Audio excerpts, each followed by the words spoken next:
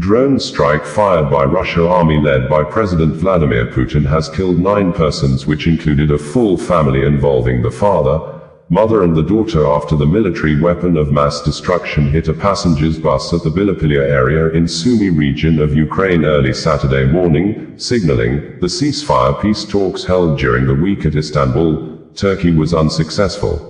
It was gathered that the Russian soldiers launched the strike using a Lancet UAV on a passenger bus near Bilopillia in the Sumy region with a suspicion of hitting a military target, killing 9 civilians and injuring 7 others. President Volodymyr Zelensky said are currently receiving treatments at the hospital. According to Zelensky, there are currently 7 wounded people in hospitals following a Russian drone strike on an ordinary passenger bus. The victims have suffered burns, fractures, and blast injuries. All of them are receiving the necessary medical assistance. Tragically, 9 people were killed. All the details are being verified. According to preliminary reports, the Russians killed a family. Father, mother, and daughter died in the attack. My condolences to all the families and loved ones. All the deceased were civilians, and the Russians could not have failed to understand what kind of vehicle they were targeting.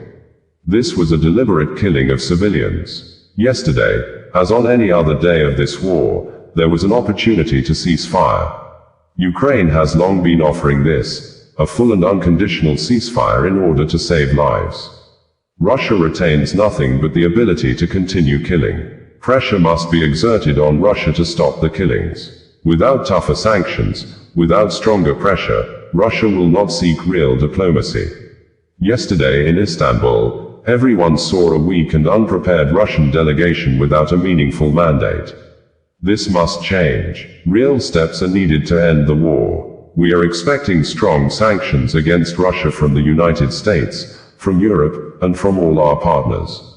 Diplomacy must start working. I thank everyone around the world who is truly helping. Not with words, but with strength. Peace is essential. It may be interesting to know that the attack occurred just hours after Russia and Ukraine held their first direct peace talks in more than 3 years in Istanbul, Turkey on Friday. That has shown the meeting failed to produce a temporary ceasefire. The strike is the latest in a series of deadly escalations, even as diplomatic talks between the two sides begin to resume.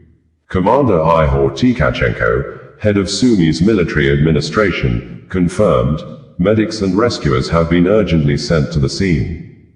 Meanwhile, a local media in Ukraine had reported on Friday that Ukraine had repatriated the bodies of 909 soldiers who died fighting against Russia.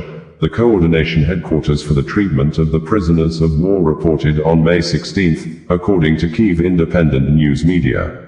The bodies of soldiers were recovered from Donetsk, Luhansk, Zaporizhia, Sumy, and Kharkiv oblasts, as well as from morgues in Russia.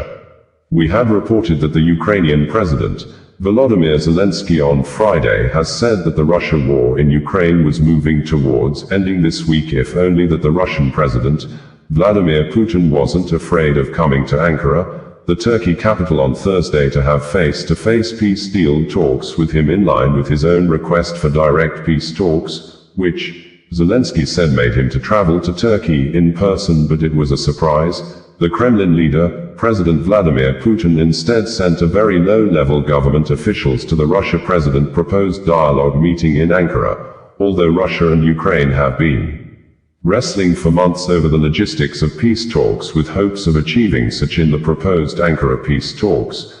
But days before D-Day, President Donald Trump of the United States, US, had said that he sees no movement of Putin coming to Ankara until he and Putin get together, and according to President Zelensky, it was President Trump who told him publicly to immediately accept the Kremlin leader's proposal of direct talks.